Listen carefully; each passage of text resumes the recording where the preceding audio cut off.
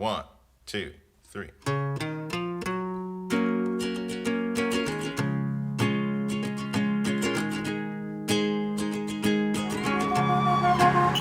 As I was walking that ribbon of highway, I saw above me, and in the skyway, I saw below me the golden valley. This land was me, you and me.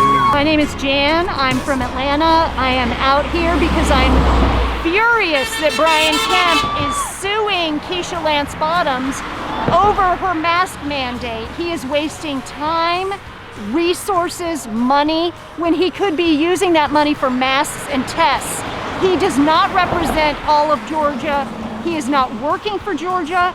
He is working for corporate interests. He is wasting time and resources, and I'm furious about that, and I'm using my democratic right to be out here and raising my voice because it is not okay for him to do this.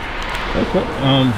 Wow, that was pretty succinct. You've been thinking about this. I have been thinking about it. I'm very pissed off. Can you speak to more?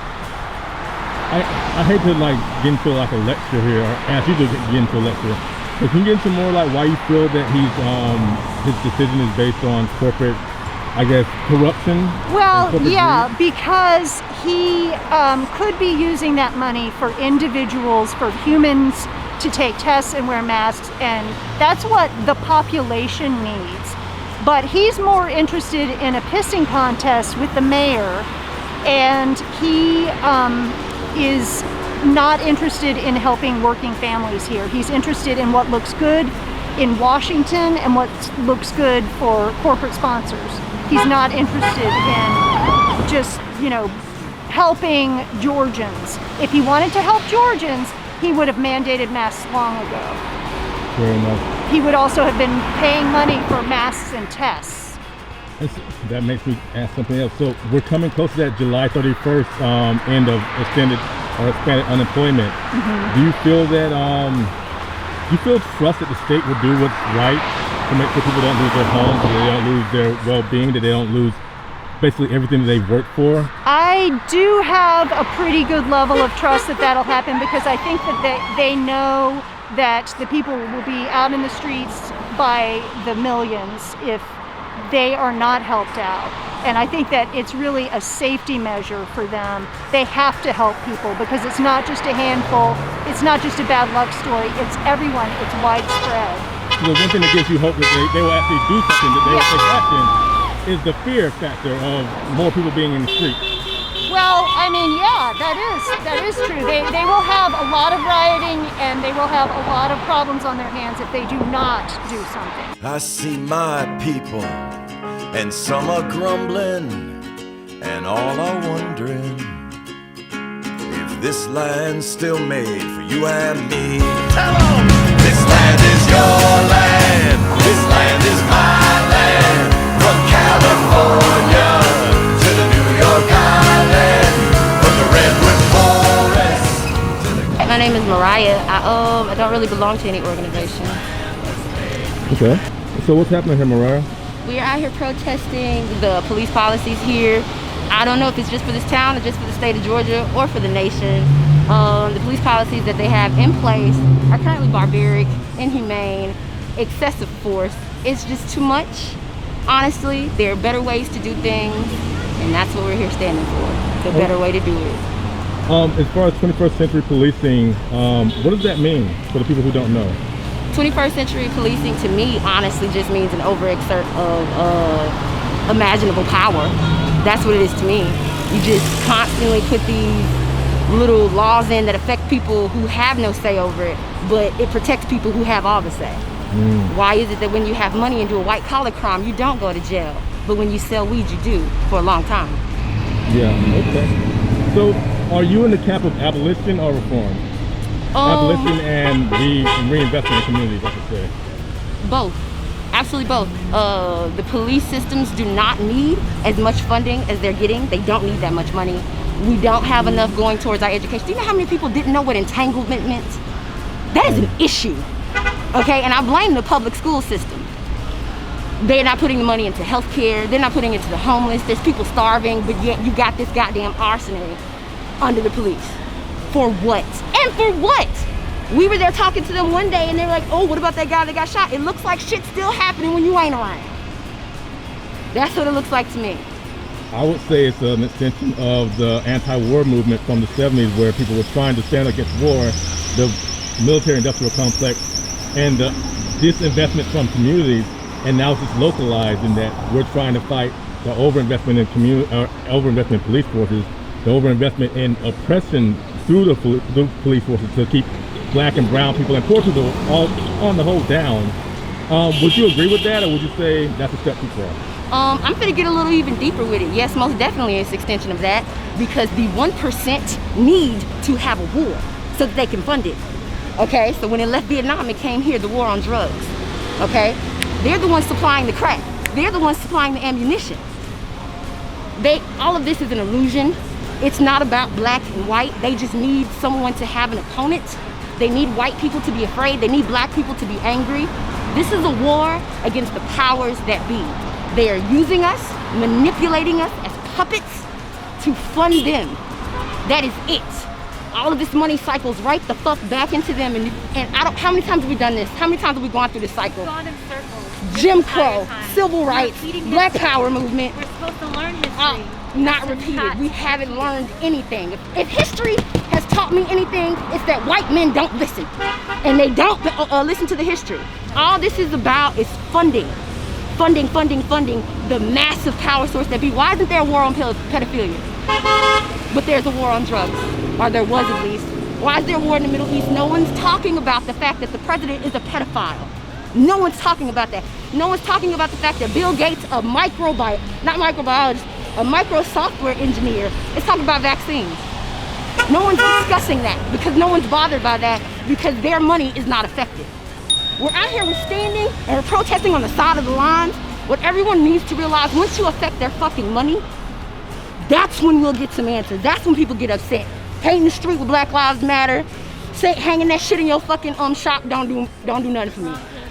It ain't done nothing for me. It ain't done nothing for the community. Yeah, I'd say general strike is the way to go, but because that affects their money.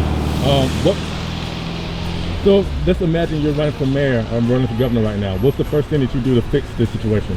The first thing I would do is running for mayor is to let everybody know that one person can't run shit. One person cannot run a damn thing. There needs to be communities running things. There needs to be one person from every community able to speak to like 3 or 4 people representing those communities, able to speak to like 2 or 3 people representing that state, able to speak to like 2 or 3 more people representing this nation.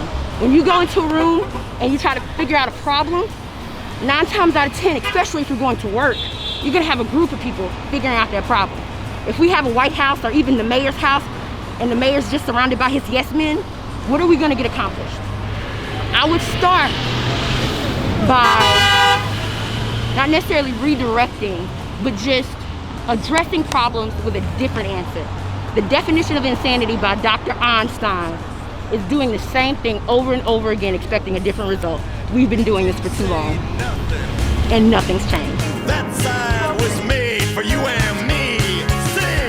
This land is your land. This land is my land. From California to the New York Highland. From the Redwood Forest to the Gulf Stream Wall. Charlie Michael, I'm here with St. Bartholomew's Episcopal Church. I'm also here just for myself. I'm here because it's time for justice. It's past time. Hi, I'm Arsha Garbani. I'm also here with the church and just here to support the Black Lives Matter movement. Okay, so as allies to the movement, what does this mean to you? What does Black Lives Matter mean to you? All lives can't matter until Black Lives Matter. None of us can have, justice until all of us have justice. So I think we're all human beings, and it's been way too long that Black lives have not mattered. So we're here to disrupt and remind people that we need to work. We need to fight for justice. And I think for me, this is just not a world or a country where I would want Black kids, Black students to grow up in and not feel safe. And so, just got to be changed. If you don't mind me asking, the 2 children I see running around here, were those your children?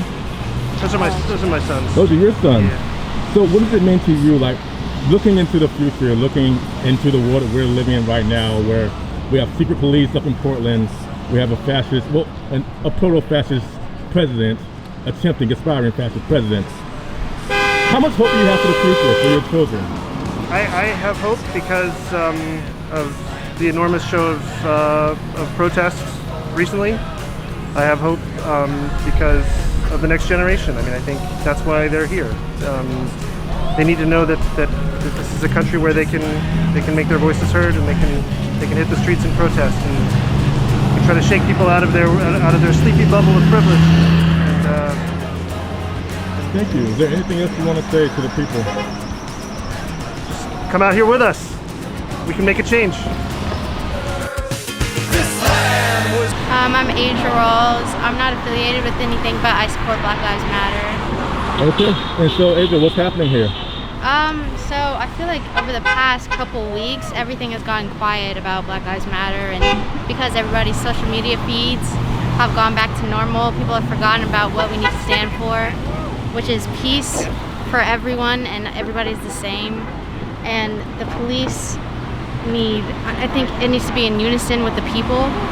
And I think right here, it's great because Avondale's a small town. I don't even come from here. I'm from Tucker, but Avondale's has like a small community, and even there's a lot of people who don't support Black Lives Matter, but they're still out here protesting, and we've done it in Tucker. And I think it's really important for small towns like that because there's a lot of people who are racist in small areas, and you have to have those conversations and do the protests there where it really matters. That's what I believe. So you spoke to something that I kind of want to elaborate on. Why do you feel it is that people's social medias have gone back to normal, even while the protests are still ongoing? Like, why do you think that is? I just think people thought it was a trend. At least younger people in my generation thought it was a trend to just post. How old are you, if you don't mind me I'm asking? 17. 17. Oh Yeah. wow, you're a baby. Okay. Yeah. Go ahead. But I think the people my age just thought it was like a trend to, post like a black screen or post like different things on their Instagram story when there's different things you could do, like signing petitions, donating money, like other than posting on your social media. Or getting out in the streets and protesting. Right. And I think it's good to do things in your community because that's where you can do the most work. And doing stuff around you is where you need to do the work, I think. Do you have much faith in your generation that they'll get back in the game? I think so. I think there's been a lot of wake-up calls for a lot of people, and that's where there's more people who aren't people of color that are protesting. So they're really becoming aware of everything that's going on in the world. But I think right now people are focused on school and still believe they're like, oh, there's just a couple, murders happening, but they don't, really care. And I think that's what needs to happen. There needs to be empathy so people can actually take action and do things. I am down to rally. I will call you family, cause I will take a bullet for my comrade gladly. I am down to rally. I will call you family, cause I will take a bullet for my comrade happily. Building with the comrade, sharing with the comrade. Diddy bobbing volley with the comrade. Down a couple drinks with the comrade. Criticize the comrade. Take the criticism from the comrade and try and get better for my comrade. Solid with the comrade. And part of it is like, yo, this is a job. Like, he's from Atlanta. Like, he understands that this is bullshit that's going on. He understands that the mayor is on the VP list. And so, like, to have this shit happen and, like, everything that shit is doing is literally for, like, clout. Like, he got it, right? But in the same, and he was like, yo, I got jobs. Like, I got bills. And for them, it's just a job. Like, and do I think he's going to go out and kill somebody? No. He says, like, I've never dropped my weapon. Right? And honestly, that's the case for a lot of people. Then there are other people who is like, once they get a hold of that power, and by no means am I trying to say good cop, bad cop. I think the whole institution of policing is bad. Like, the fact that, like, yeah, I know a lot of this shit is bullshit, but I have jobs, I have bills. But in order to alleviate the housing crisis, we have to have a serious conversation about, like, housing as a commodity. And even in like the people who aren't rich, like the middle class landlords who are renting a property they have for some extra money. It's like understanding, like, Are you a bad person? No. Are you participating in a terrible system? Yes. Like, what off? Do you shift our I think probably not. I think in our society, our media has trained us to believe that the police are just like these super institutions, people who catch any criminal and are there in every place to like stop. We can No, start it's with not, like it's not how it works. education. Like, you know, what's one The police way we can do a exist couple things? ideologically. I actually want to add to what you're saying. You know, yes, absolutely, people should not be afraid of, you know, calling people out or standing up for themselves. But I think the reality is there are very real consequences to doing that alone and doing it for yourself. And I think this, again, is where community accountability comes in, right? Like, if you see something fucked up happening, speak up, you know, if it's to someone else. I just cuss. No one has a problem with that. Well, whatever. So my name is Shaheen, and I'm the co-chair of the Afrosocialists, Socialists of Color Caucus, and I'm also the co-chair of the Socialist Feminist Caucus with the Metro Atlanta DSA. So what happened here? Some of us felt that it is important to have a conversation, given everything going on in the world and in the U.S., about what do people mean when they say defund the police or reimagine policing or community safety or abolish the police. You know, what does that mean? And we have other organizations that we work with who were having these similar conversations and similar events. So we felt like maybe it would be a great idea for these different organizations to come together, bring our members and also our community together, and just have a discussion, you know. If you can make it short and sweet, what does that mean when we say defund the police or abolish the police? What does that mean for you?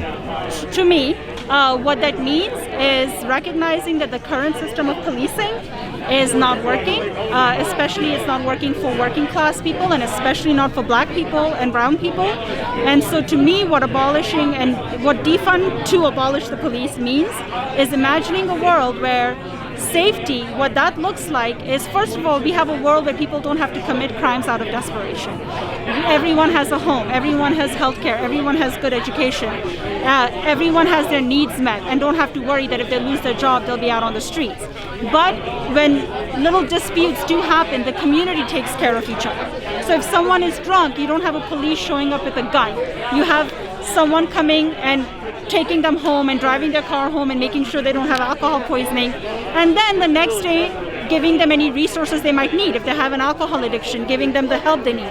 If they don't have an alcohol addiction, maybe just talking to them about what the harm they could have done had they driven drunk and hurt somebody. You know, all these things already exist. They just exist for rich people. So, and you identify as African American or? No, I'm South Asian. South Asian. Yes. Okay, so would you consider yourself an ally or a part of Black Lives Matter, like personally invested in Black Lives Matter? So I think the word I would like to use is an accomplice or a co-conspirator, right? Okay. Like I think oftentimes allies do very performative allyship, and I would consider myself someone who, you know, wants to do more than just talk to my friends about Black Lives Matter. I want to actually be part of, you know, well, not part of the movement because I'm not black, but I want to, you know, I want to do more than just performatively help. I want to listen to what the black community needs and wants and demand a just world for them by taking on risk. And I think that is the difference between an ally and an accomplice, right? Like, yes. You take risk.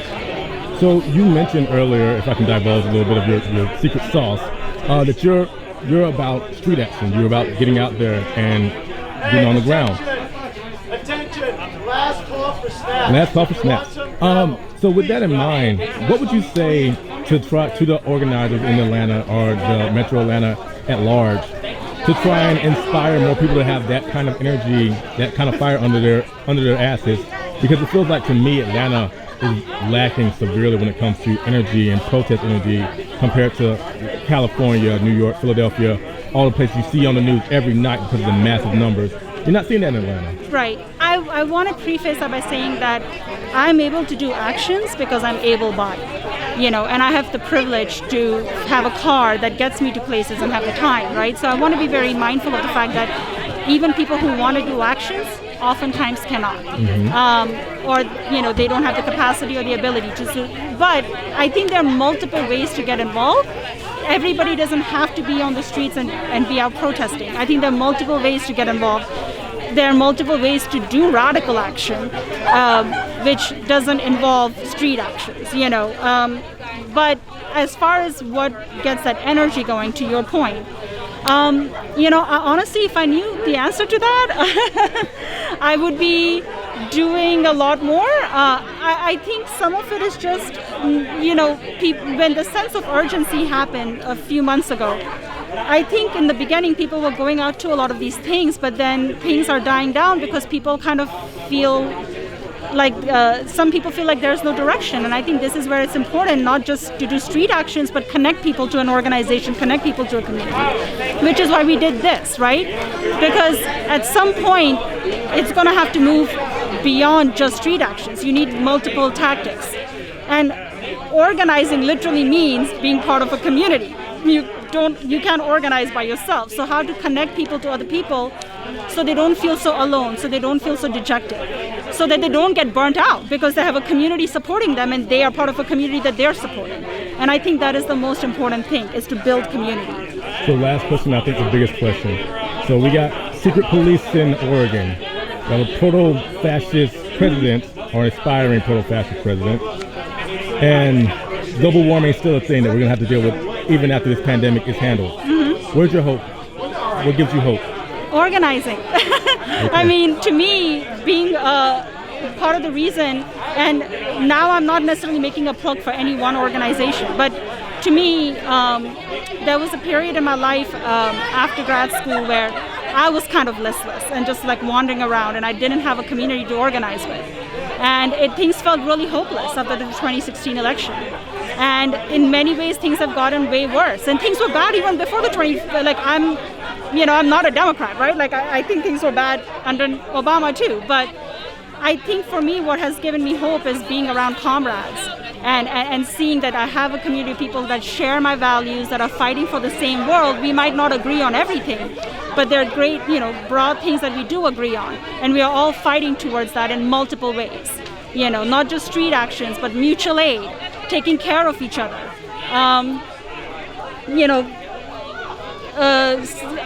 Personally, it's not my thing, but some people are doing electoral strategy work. So there is a whole bunch of ways that people are coming together to affect change, and that's what gives me hope, that people are finding a community and working together. Thank you very much. Yeah. Say his name. Rayshard Brooks. Say it loud. Say it louder. Come on, man. Rayshard Brooks. That's all you got? Rayshard Brooks. That's all you got? Rayshard Brooks. Man, come on. More Brooks. Rayshard Brooks. No justice. No peace. No justice. No peace. No justice. No peace. No justice. No peace.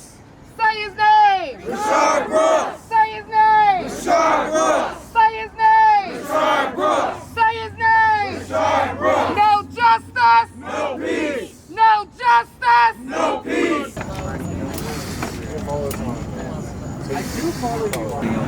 There's no comparison. Cars going by, they're gonna keep going out. I know.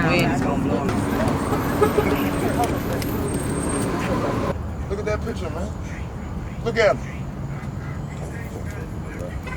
Huh? I don't want to touch it unless it's tough. Some of these right there, if they ain't around and ain't down there, come up here and crowd around and see the picture. Look at it.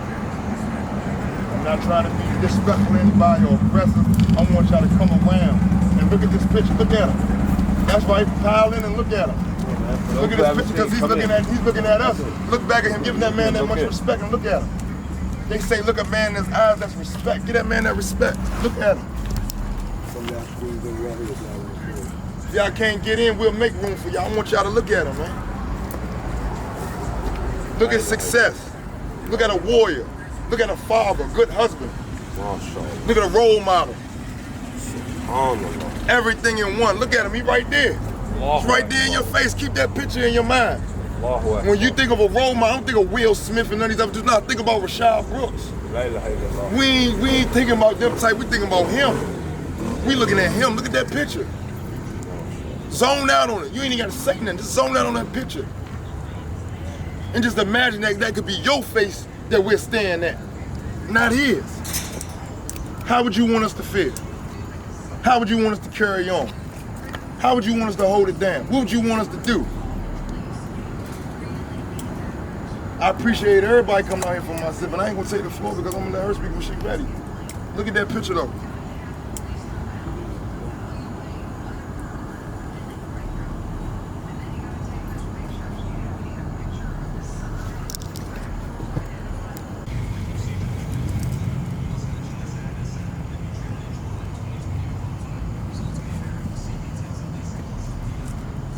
Man, I'm 6'8". I can see over a lot of y'all, man. Y'all need to crowd and get up here. All y'all that short, midget material, come on up here, man.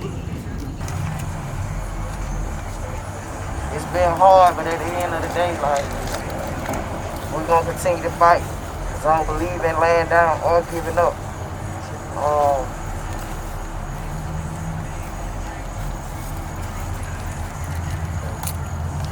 It's been a lot going on. You know, they've been trying to kill our spirit from putting us out to knocking the windows down. And I had to like take me a little break, clear my mind. Cause, you know, it's a lot to deal with. But all I can say is we gotta keep fighting. I can't do it just by myself, you know what I mean? So I will need the help of others. We gotta keep it in their face and let them know that we won't give up. I need y'all to constantly call the city council, constantly try to get in touch, email the mayor, let these folk know that, you know, everything we were doing was right. And we just want to turn this space into a peace center, because it's something that our community needs. Not just for Rayshard, it's a lot of kids out here that need somewhere to go, or somebody to talk to, or somewhere to run when they're going through things. I'm from this community, so I used to be one of them kids at one point. So I know how I feel.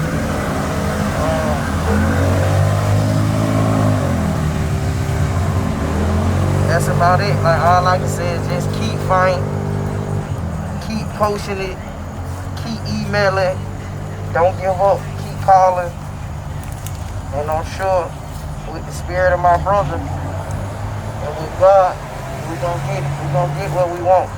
You know, it ain't no easy process. I understand that, and I'm sure y'all see that. But as long as we stick together and continue to fight, can't stop us. So again, I want to say thank you to everybody that came out to show love. Thank you to everybody that's continued to, you know, keep their name alive in a positive way. And all I can do is say, keep fighting.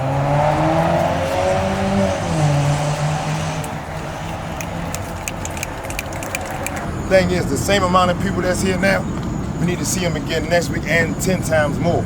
Tell your friends. Let them know what's going on. If they're ignorant to the situation, inform them. Everybody gossips about this and that and the third. Nah, gossip about this, talk about this. Something that has value, that has merit to it.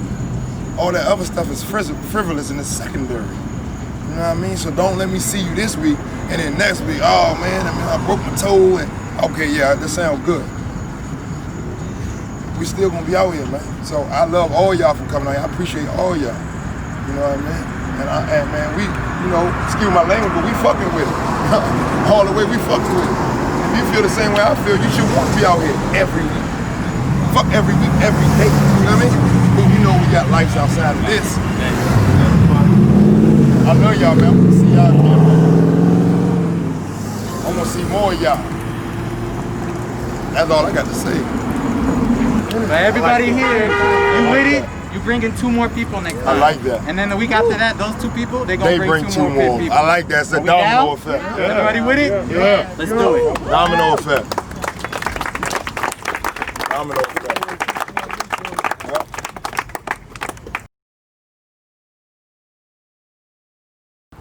Y'all know we've recently lost a great man, Representative John Lewis. May he rest in peace. We all know that Representative John Lewis was an icon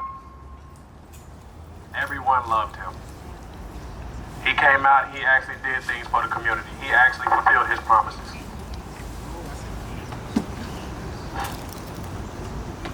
So give yourselves a round of applause for coming out, showing love.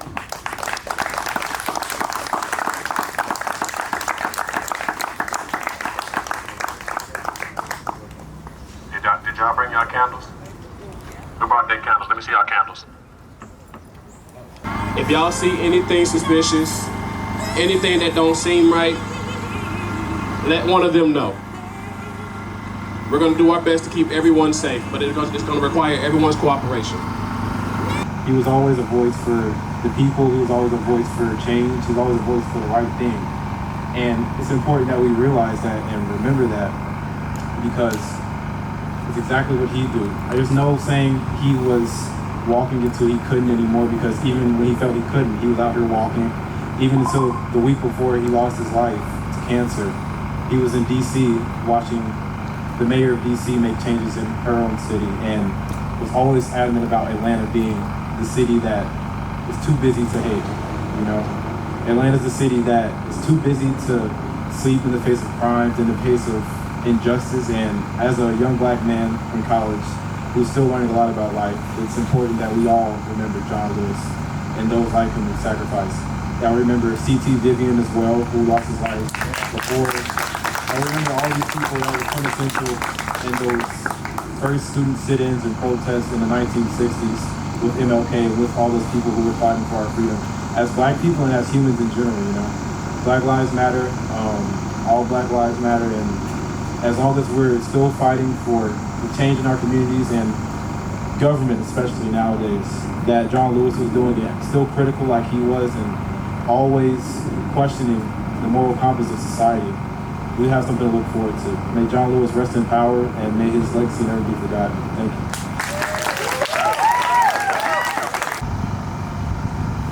John Lewis was a man. He was a true man. And he dedicated his life for me. He dedicated his life to us. The fact that we're even here right now, organizing this right now, that's his work. And I really do feel like it's important for us to acknowledge that and to acknowledge him right now.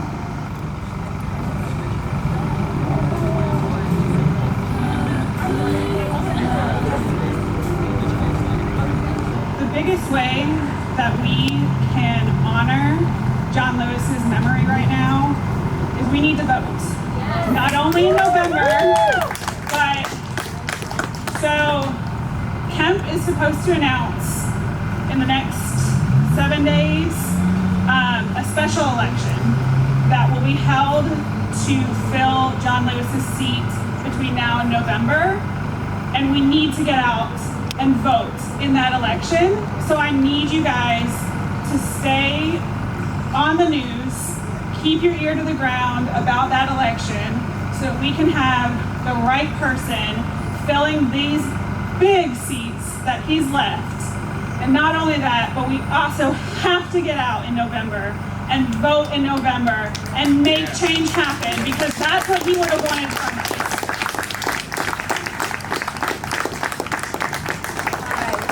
My name is Miriam, and I'm here tonight because I grew up in Jim Crow South in Atlanta. When I was 5, I went to Sears, and there were 2 water fountains, one for whites and one for coloreds. And I remember asking my mother, "Why is this?" and being horrified when she gave me the answer. When I went on a bus to go downtown with my grandmother, there was a sign at the front of the bus that said, "Coloreds to the back of the bus." And I left Atlanta because I was ashamed. And I left for about 17 years because I knew this was wrong. Stone Mountain was the seat of the KKK. There were cross burnings. There were still lynchings when I was a child. And I came back after about 17 years, and our beacon of light was John Lewis. And John Lewis made me proud to be from Georgia. And I'm here because all those years, and it was many, many years that he was here, and we could count on him to be the good thing that came out of our state. And so thank you, John Lewis, for everything you did for everyone in the world. and rest in peace.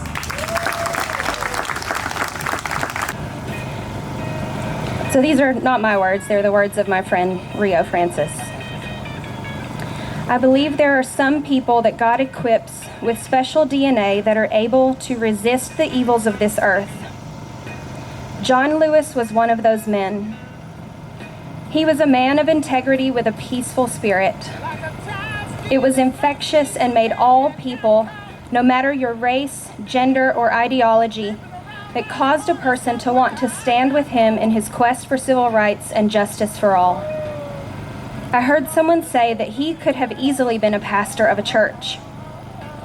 John Lewis accepted his purpose-driven life to be a pastor for all humanity. In his words, he stirred up good trouble.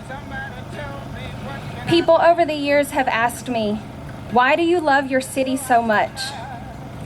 Growing up in Southwest Atlanta, I had a privileged life of living amongst Black world heroes that I would commonly see and interact with in my own community. John Lewis was a resident and a statesman of those heroes. He remained steadfast on the quest for peace and dedicated his life's dream to live out the true meaning of his creed. He was a lion that held the world to the fire, a man of goodwill. He campaigned for many, always loving, giving, and concerned about his fellow man, but he also made you feel the need to be responsible. I can personally say that I have had several conversations with him in the most common of settings, such as Publix on Cascade Road and Zaxby's on Fulton Industrial Boulevard. He always remembered my face and that I was a teacher. The conversation would always end with him handing me his card and telling me, if you ever need me, just call. Today, I would tell him, I always needed you, sir, and I never had to call. Thank you for leading a great fight, and may God bless your soul, Mr. John Lewis, an American hero.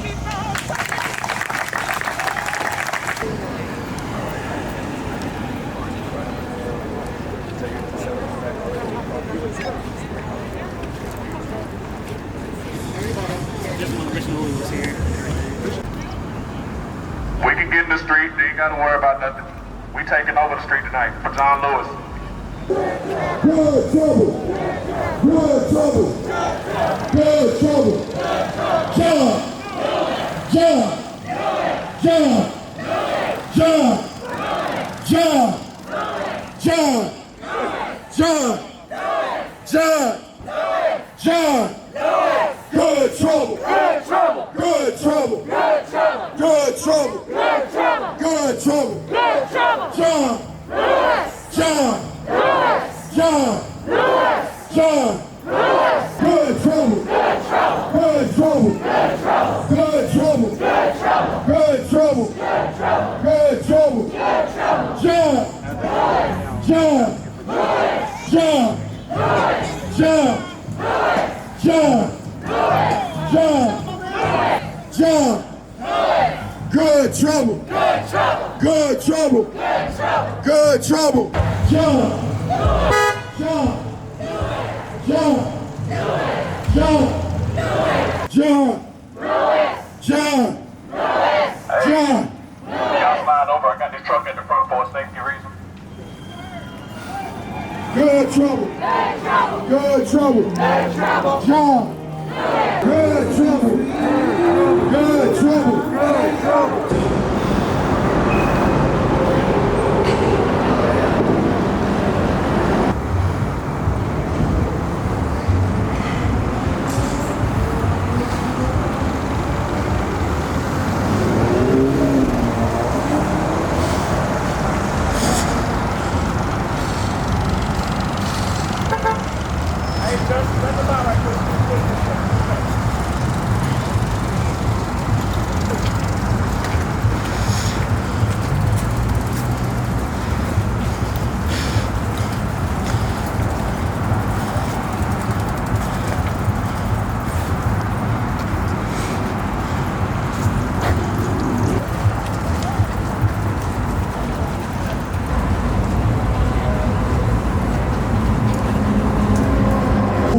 That he led end with him. It begins with us.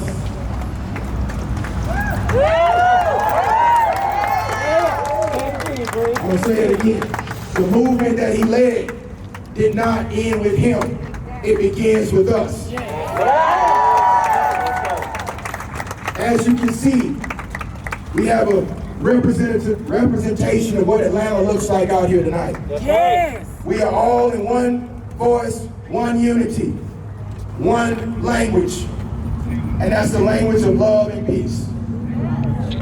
But most importantly, as Dr. King said, we're looking for true justice, and justice is not, peace is not justice. Peace is not the end of tension, but the presence of justice. Now, usually I'm a little more eloquent than this, but my mentor passed away. Not just one, but both.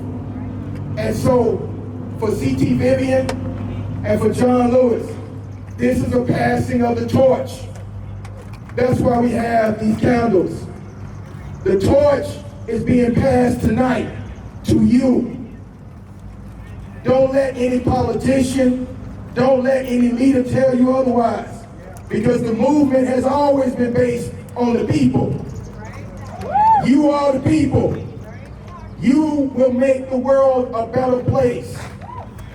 You will lead this movement forward on behalf of black people, on behalf of white people, on behalf of all people of color, on behalf of all people that love differently, on behalf of all people that are able or otherly able, on behalf of every single American and all those who want to be Americans or seek justice. It's about unity in this moment, and for every moment that comes out after this, because I can never forget the first words that John Lewis spoke to me. Those words were, "Keep them marching."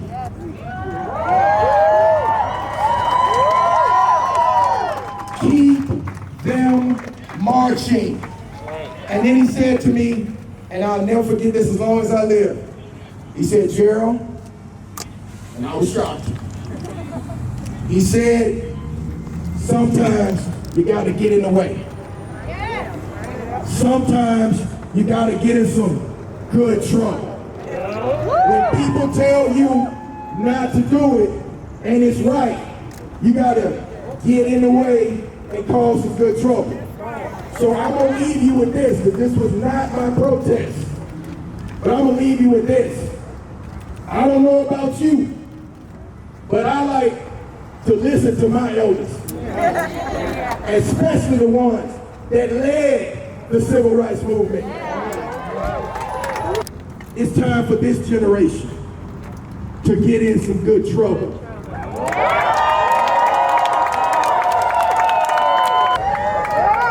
Because there are some people in this city that want us to just be quiet, want us to forget about Rayshard and Jimmy. He brought us all here tonight to be together as one. So don't look at this as a time to mourn. We're here to celebrate every gate that he has opened for us. Everything that he did, risking his life from getting his head cracked in Montgomery, Alabama. That is an icon right there. Yeah. That is a legend. Hero. If I told my child to be like anyone, it would be like him. That's right.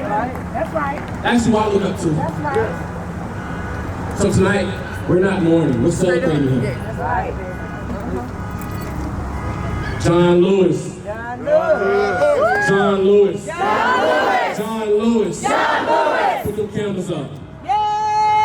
John Lewis. John Lewis. John Lewis. John Lewis. John Lewis. John Lewis.